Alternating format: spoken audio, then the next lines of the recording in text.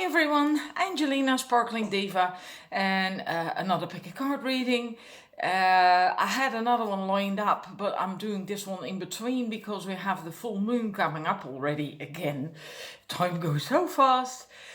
And I thought, well, let's do what you need to know here right now, and then in a way in connection with the full moon. So that's why I'm doing this. I'm using only the Mists of Avalon Oracle that I recently, got in. I'm trying to keep this little kitten I got. Oh, she's so cute. Anyhow, so it's what you need to hear right now, and then if you feel very much that the moon is influencing you, then it has to do with that, right? We have a full moon in Aries coming up. It's going to be full on the 20th. During the day for most countries and continents, maybe in Asia, New Zealand, Australia, it could be the 21st. I'm not entirely certain, didn't look that up. But for us in Europe, in America, it's going to be during the day, so we will not be able to really see it on the 20th. Because it's daylight still, right?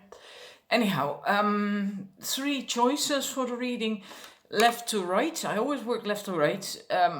For the numbers 1, this is a dark green fuchsite. It's absolutely beautiful because it has these, there you got it, these emerald shimmers in it. It's gorgeous. I don't like fuchsite so much myself, the regular version, but this dark green variety, I just fell in love with it right away. And in the middle for the numbers 2, we have golden merlinite. And then to the right here, we have a slice of petrified wood. So just tune in which crystal is calling to you, or which number, 1, 2, 3, whatever. And if you made your choice, then just use a timestamp. I'm going to start the reading. Right, numbers 1. Your message, these 2 cards is the message. Then we have one more card to see what you should not do. Now this is peculiar. 3, 33. So we got 3 threes. We have the Isle of Avalon. And we have Blue Diva. If I pronounce that wrong, please don't be angry with me. I'm doing my best, but these Welsh and names often are quite difficult. And anyhow, beautiful cards. They all are positive, beautiful messages. I love this because I have myself, maybe you as well.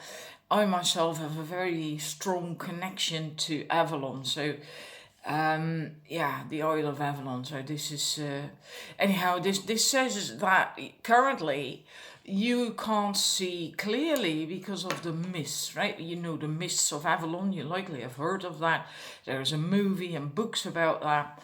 And that means that at the moment you likely can't see clearly. You don't really know which choice direction would be best for you to take.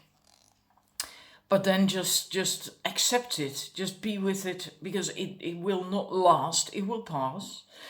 And the fastest way to get through that is to do what she says, the Welsh goddess, to stay true to yourself, to be who you truly are, and to not do what other people or society would like you to do, because that's usually what they only for what they want, what they need, what makes them feel good, and that's not necessarily the right choice for you. So the more you can be yourself and stick to that, and no longer, if you've done that before, no longer basically obey the demands of society or other people, but just your own thing, then that's the fastest way to get through this and to get clarity again, so you know where to go and what to do and what you shouldn't do. And that took a bit of feeling for a bit, because all the cards are basically positive. So then I have to find something that is, in a way, not really positive. Then we have Morgan Le Fay, the half sister of King Arthur in the Arthurian legend. She is whatever you want to say, a shapeshifter. She could shape herself into a raven, a cow, a crow, and the Lord knows what else. I don't know exactly.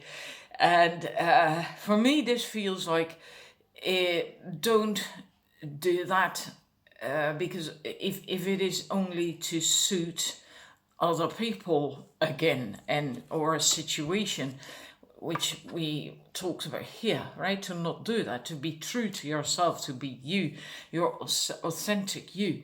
So maybe you got used during life, or maybe you tend to do that at the moment, it's also possible, to adapt to the situation, adapt to other people and their needs and wants and so on. If that rings true, then the message really is to just not do that, to be mindful of that, right? It's only change if it feels, you, good for you, not for other people or a situation, or to make something easier. Only if it's you, your inner being asking you to, then, but that's basically more this message than the Morgan Le Fay one. So that's not the general message of Morgan Le Fay, okay? Don't get me wrong. It's just for this reading. All right, but this is what I have for you. So even if you feel a bit lost, don't know where to go, know that's temporary, and the fastest way out is to be true to yourself and not adapt to other people's situations and so on. And again, the message here, to not do that, to not change who you truly are to accommodate situations and people. That's important for you right now, or especially with this full moon. So that's what I have for you, and I hope it resonates. Thank you for watching. I'll see you again soon. Right, numbers 2. This is your message for what you need to know, what's important right now for you, possibly for this time during the build-up of the full moon. And we have one more card for what you shouldn't do. So let's look at these cards. We have Dragon and we have Merlin. I feel these really go together. The dragon energy is very focused and like a laser, and Merlin is all about alchemy and magic and change, because, well, alchemy is deep change, right? And that's the message as well, that there is something really important, a new role for you. It's awaiting you, something new for you to do. And that will also work out really well, provided it comes from inspiration, right? Your intentions and your actions will have to be aligned. And so it needs to come from a pure heart, from inspiration, from guidance from your inner being, and all that stuff. Then your intentions will also be aligned with your actions. So you must take action as well. That's what this card also says. You need to take action. It's time for that. And if there are any obstacles or dense energies or anything that could hinder you, they will take care of that. They will burn that away with their breath, with, what they do, dragons, right? They clear the way. So this is really a very powerful message, because Merlin is extremely powerful. And and it does mean with Merlin that you will likely have to shed well, not likely, you will have to. You will have to shed your old ways of doing things and thinking, behaving, just your old ways. Otherwise, you can't have that alchemy. You can't change into something new, right? Like lead was changed in gold, right? Then, well, the lead can't hold on to things of lead because, well, it doesn't work. You have to completely let go. That also requires surrender, right? And so you also will have to uh, let go of your old belief system. Are you ready for that? Can you do that? Can you see the new you? Or the new project, but it is big. It is something big that is really like life altering or something, it's big. And then also what you mustn't do, we have Excalibur, is fight. Fight against the old or for stuff like that. Fight for it, because then you're too focused. If it's about the old, if you are battling the old to try to cut it loose, to get rid of it, then you are putting too much focus on that.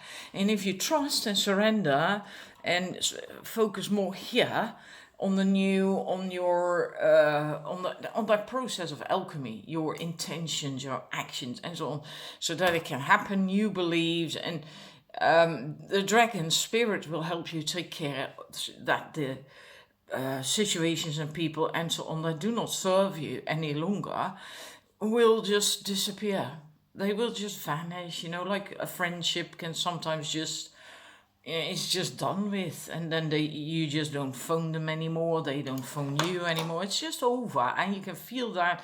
So it can just be more done in a more gentle way, to let go of the old situations and people. You don't have to battle, right? That's an entirely different energy, and that would actually really take away your energy from this process, and this might take a lot of energy, a lot of focus to just really feel and see the new and shift your belief system and maybe your entire lifestyle, depending what it's about. So this is what it is apparently important to you right now. It could be bigger than just this shorter period of the full moon. Although it is said that the full moon energies last longer than just a few days. Oddly enough, we have a full moon here. Yeah, beautiful. Well, at least I think it's a full moon. Yeah, because we have stars. So it's night. So we have a full moon there as well. Maybe during the full moon, if you're bothered by many things, feel a lot of stuff come up, are tired, have physical pains or whatever, feel troubled, angry, and so on and so forth, maybe you could, if you've done that before, maybe you could call on the dragon specifically to help you with that, to clear that away. In any case, something big is ready for you, and you have to make sure you're ready for that as well. So that's what I have for you. I do hope you recognize it and that it is helpful. Thank you for watching, and I'll move this one over just so you can have a good view of it. I miss the glare on it, I'm sorry. And I'll see you again next time. Bye. Right, number 3. Your message, and then we have one more card to look at what you shouldn't do. Your message is the Chalice Well and the Lady of Charlotte, or Charlotte, I'm not certain how to pronounce it, I've never heard of it before. And this is your message for what you need to know now, or maybe in relation with the full moon, if you tend to work with the full moon a lot, right? I'll leave that up to you to decide.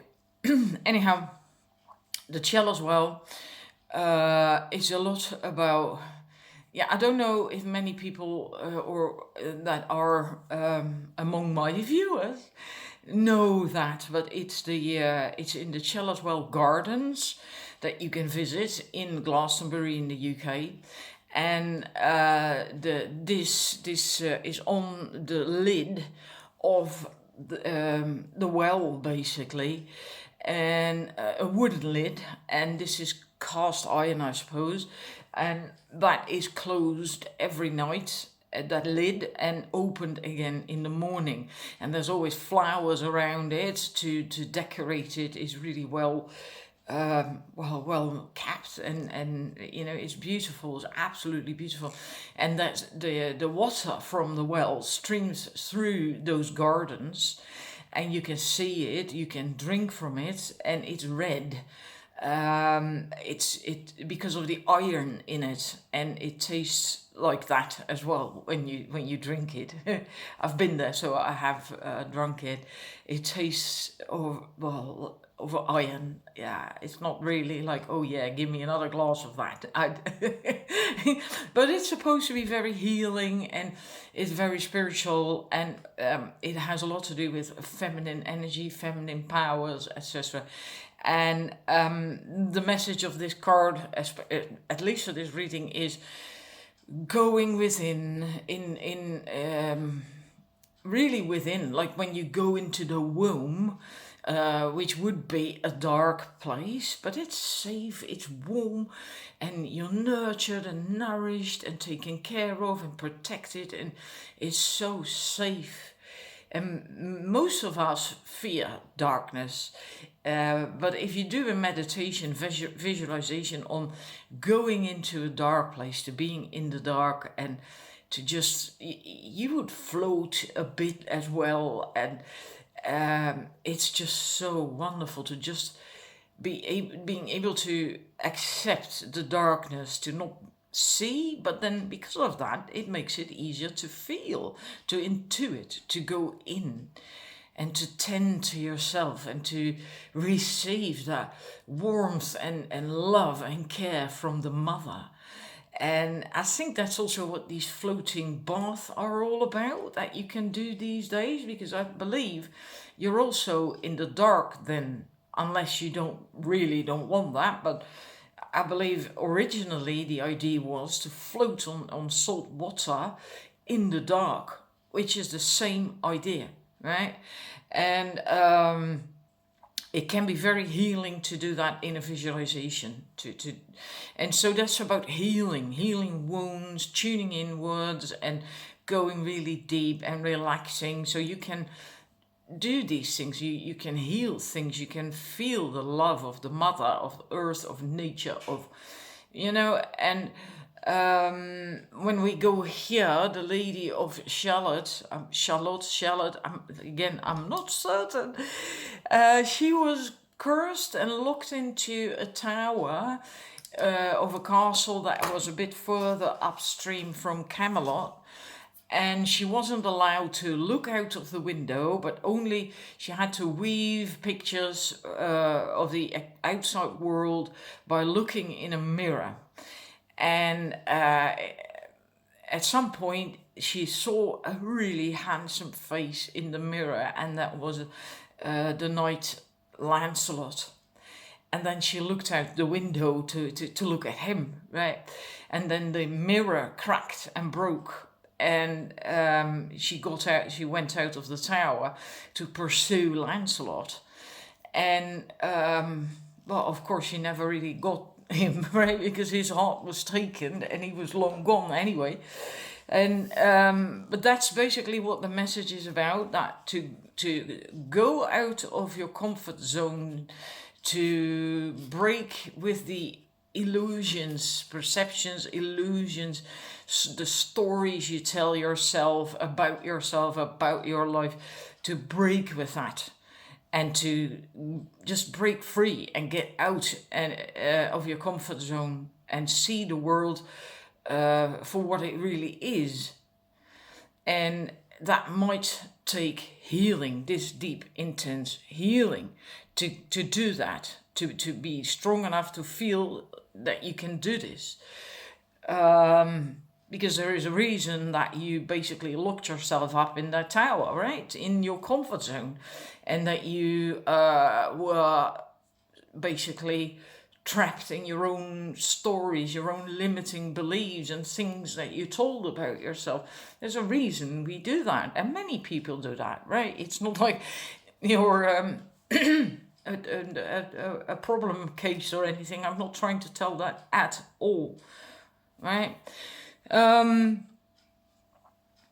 But that's what might come up for you now around the full moon time, or it's just a message for you that you need to hear right now. And I do think this will play out for a bit longer, although I do feel that many of you, or a number of you, have already gone through this or are doing that at this moment.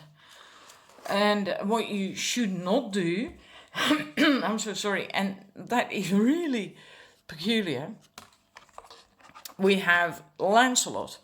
So this was her seeing Lancelot in a mirror, and that being the reason for her to break free. And now we have here Lancelot. Isn't that amazing? And this is what you shouldn't do. So I feel this is saying for this reading that you, once you are out and free and out of your comfort zone and you've done the healing and all that stuff from the Chalice Well card, don't go chasing after something that isn't meant for you, isn't right for you, another illusion. Don't do that. Don't go there. If you finally break out of this tower, then heal and go for what suits you, for what serves you, for what makes you grow and supports you and loves you, and not someone like Lancelot. Lancelot, his heart was with Queen Guinevere, right? Another man's woman. So he wasn't particularly happy either, of course, then in love, right? He was in love with another man's woman, the king's queen. But that means his heart won't ever be yours. So don't chase after. This doesn't have to be about romance or love for you. Okay, please, that's not the message. Could be, doesn't have to be, could be anything. But just don't chase after something that isn't for you, that isn't meant for you, that doesn't serve you, doesn't, in the end, won't make you happy.